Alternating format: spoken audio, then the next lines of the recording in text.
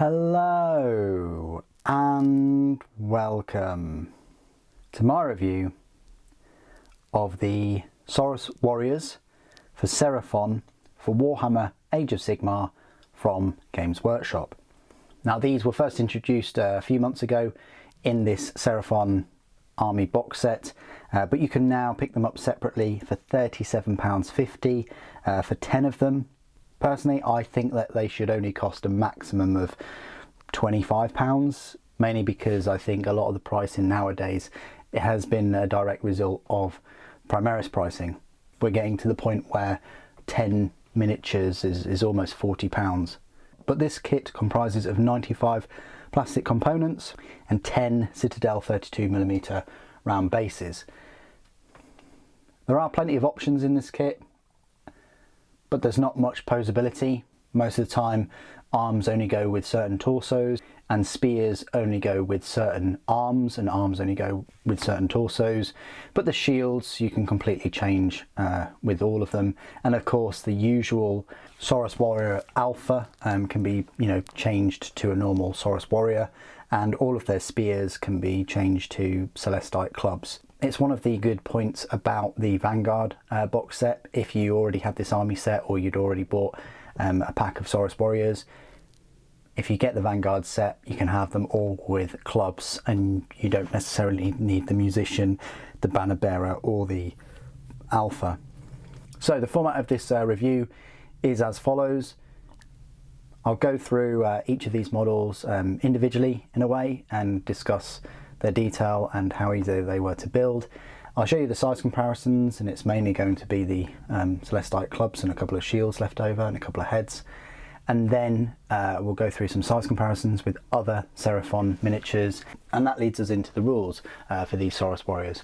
So first things first, let's have a look at the miniatures. You'll be pleasantly surprised with these. There's a fair amount of detail. Here's the Alpha.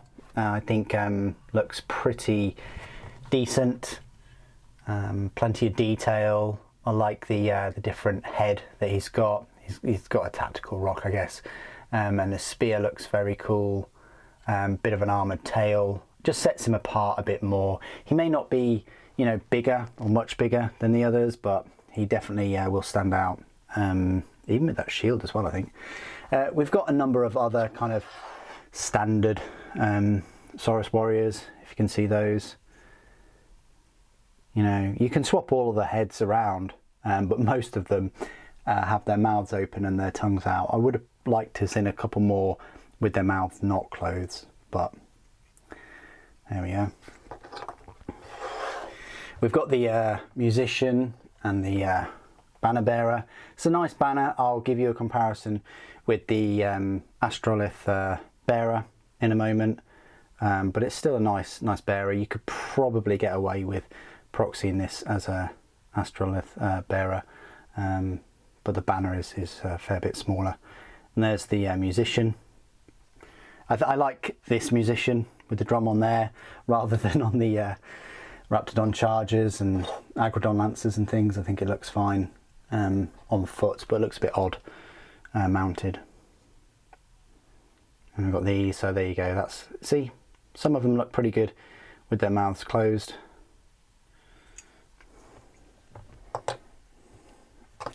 I guess a couple more.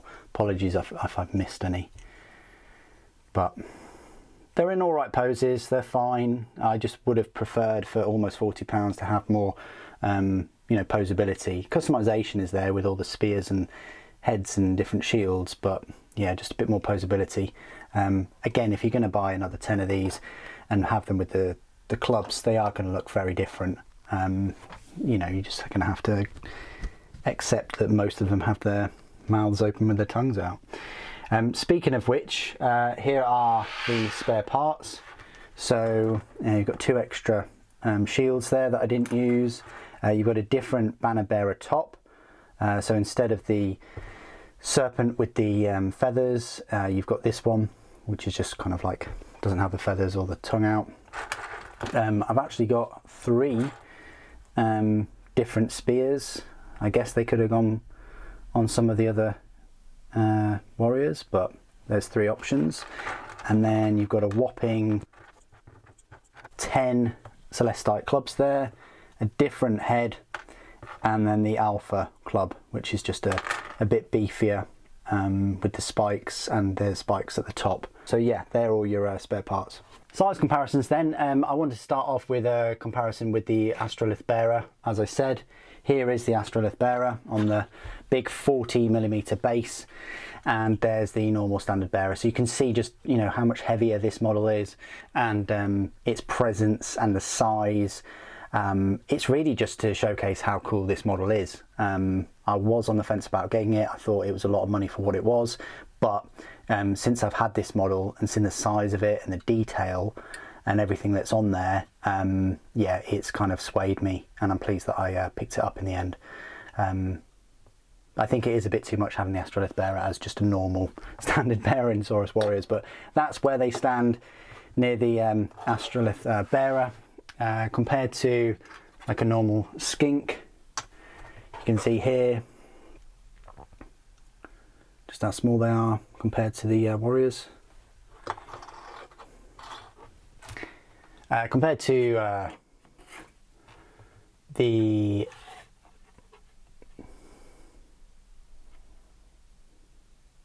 Slan Starmaster right here, which is the biggest model in the army set. He's going to tower above them all, of course. That's where they stand next to him. Some Agrodon Lancers, which are essentially Saurus Warriors on Agrodons. So if you wanted like an all Saurus army, you kind of can do that at the moment with Seraphon, if you wanted these type of lizards, lizard creatures. But it is a bit of a shame that they didn't upgrade the Saurus Guard, but you can get 15 Saurus Guard for the same price. But I don't know, these models are just way better, but it would have been nice if they upgraded the Saurus Guard with these sculpts. Comparing them to Croxagore then, look how big this Croxagore is. Absolutely, what a beast. Huge compared to Saurus Guard, but works quite well, I think. Got these big lizard creatures. And then a Raptidon Charger, I might as well, because that's in the army set. That's where they sort of stand. So the Raptidon Chargers are going to be taller than the Saurus Guard in the army set. So a couple more comparisons with some 40k minis right here. If you're more familiar with these, I've got a normal Space Marine, Sly Marbo and a Primaris. So a Space Marine, I think I said that they're very similar in size to a Space Marine. Yeah, very similar. I'd probably say the Saurus is a little bit bigger than an old Space Marine. Sly Marbo is smaller, and then a Primaris is a fair bit taller. So hope that size comparison's helped. You know, if you've got some Primaris and you're thinking about getting these for Age of Sigmar, they're just going to be a little bit smaller than your current Primaris force.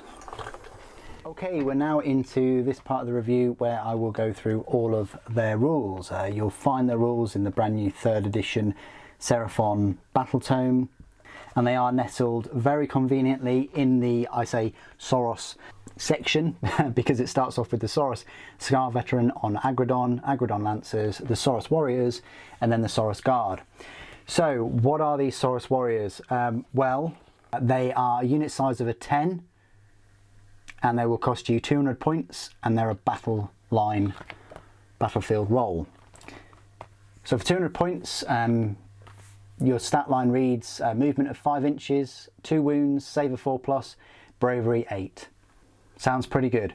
The Saurus Guard only beat them up with a save. The Saurus Guard actually have a save of 3+, but you only get 5 in a unit, and more than half the price. They're 130 points instead of 200 for half as many. Each model in a Saurus Warrior unit is armed with one of the following weapon options: Celestite Club or Celestite Spear. All models in the unit must be armed with the same weapon option. Champion. One model in this unit can be a Saurus Warrior Alpha. Add 1 to the tax characteristic of that model, Celestite Club or Celestite Spear, so they get an extra attack.